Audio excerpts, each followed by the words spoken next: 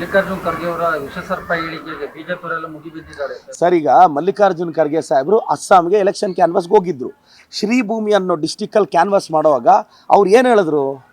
ಸರ್ಪ ಬಂದರೆ ಹೊಡೆದಾಕಿ ಅಂದರು. ತಪ್ಪೇನಿದೆ? ಅವರ ಅನುಭವದಿಂದ, ಅವರ ಹಿರಿತನದಿಂದ ಮಾತಾಡಿದ್ದಾರೆ. ಒಂದು ರಿಜಿಸ್ಟ್ರೇಷನ್ ಮಾಡ್ಸೋಕ್ಕೆ ಯೋಗ್ಯತೆ ಇಲ್ಲದೆ ಇರೋ ಸಂಸ್ಥೆ ಒಂದು ಇನ್ಕಮ್ ಟ್ಯಾಕ್ಸು ಬೇಸಿಕ್ ರಿಜಿಸ್ಟ್ರೇಷನ್ ಮಾಡಿಸಿ ಅಂದರೆ ಏನಕ್ಕೆ ಅಂತಾರೆ. ಬೇಸಿಕ್ ರಿಜಿಸ್ಟ್ರೇಷನ್ ಮಾಡ್ಸೋಕ್ಕೆ ಯೋಗ್ಯತೆ ಇಲ್ದಿರೋ ಸಂಸ್ಥೆ ಹಿಂಗೆ ಮಾತಾಡಿದ್ರೆ, ಏನಾದರೂ ಮಾತಾಡಿದ್ರೆ ಸಾಕು. ಅಲ್ಲಿ ಶ್ರೀಭೂಮಿ ಡಿಸ್ಟಿಕ್ಕಲ್ಲೂ FIR ಆಗಿದೆ. ಇಲ್ಲಿ ನೆನ್ನೆ ಅವ್ರು ಯಾರೋ ಜಯನಗರ MLA ಅನಿಸು CK ರಾಮಮೂರ್ತಿನ ಅವ್ರನ್ನ ಕಾನ್ಸ್ಟೇಬಲ್ ಮಾಡಿ ಇಟ್ಕೊಂಡ್ಬಿಟ್ಟಿದ್ದಾರೆ. ಈ ಸ್ಟೇಷನ್ಗಳಲ್ಲಿ SB ಅಂತ ಇರ್ತಾರೆ, ಹಂಗೆ CK ರಾಮಮೂರ್ತಿ ಅವ್ರನ್ನ ಕಾನ್ಸ್ಟೇಬಲ್ ಮಾಡಿ ಇಟ್ಕೊಂಡ್ಬಿಟ್ಟಿದ್ದಾರೆ. ಯಾರು ಬೈದರೂ ಅವ್ರನ್ನ ಕಳಿಸೋದು, FIR ಮಾಡಿಸೋದು.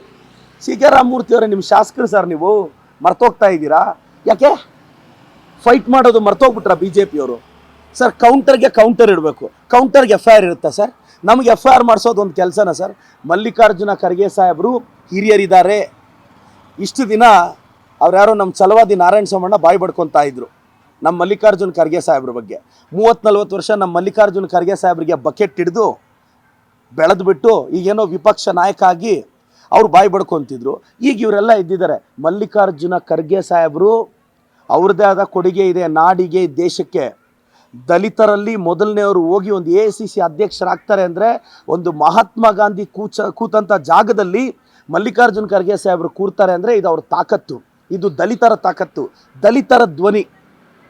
ಮಲ್ಲಿಕಾರ್ಜುನ ಖರ್ಗೆ ಸಾಹೇಬರು ಪೊಲಿಟಿಕಲಿ ಮಾತಾಡುವಾಗ ಒಂದಲ್ಲ ಎರಡು ಹಿಂಗೆ ಕಂಪೇರ್ ಮಾಡ್ತೀವಿ. ಕಂಪೇರ್ ಮಾಡಿದ ತಕ್ಷಣ ಇವರೆಲ್ಲ ಮೇಲೆ ಬಿದ್ದರೆ, ನಮ್ಮ ಮಾಜಿ ಶಿಕ್ಷಣ ಸಚಿವರು ನಮ್ಮ ಸುರೇಶ್ ಕುಮಾರ್ ಸಾಹೇಬ್ರಿಗೆ ಏನಾಗಿದೆಯೋ, ಸುರೇಶ್ ಕುಮಾರ್ ಸಾಹೇಬ್ರೆ ನೀವು ಯಾಕೆ ಎಲ್ಲದಕ್ಕೂ ಈ ನಡುವೆ ಮೇಲೆ ಬೀಳ್ತಿದ್ದೀರಾ? Identity crisis sir? ನಿಮಗೂ ಸ್ವಲ್ಪ ಐಡೆಂಟಿಟಿ ಕ್ರೈಸಿಸ್ ಬಂದಿದೆ ಸುರೇಶ್ ಕುಮಾರ್ ಸರ್. ನೀವು ರಿಯಾಕ್ಟ್ ಆಗ್ತೀರಾ? ಆ ಛಲವಾದಿಯವ್ರು ಬಾಯಿ ಬಡ್ಕೊತಾನೇ ಇರ್ತಾರೆ. ಅವ್ರಿಗೆ ಬಾಯಿ ವರ್ಬಲ್ ಡೈರಿ ಅಂತ ಕರೀತಾರೆ ಸರ್. ಆ ಛಲವಾದಿಯವರು, ಈಗ CK ರಾಮಮೂರ್ತಿಯವರು, ಇನ್ನು ಹೊಸ ಅಲ್ಲಿ ಅಸ್ಸಾಂ ಚೀಫ್ ಮಿನಿಸ್ಟರ್ ಅಂದರೆ ಮಾಜಿ ಮುಖ್ಯಮಂತ್ರಿ ಹಿಮಾಂಶು ಬಿಸ್ವಾಸು ಏನಂದರೆ ಅದು ಮಾತಾಡ್ತಾರೆ.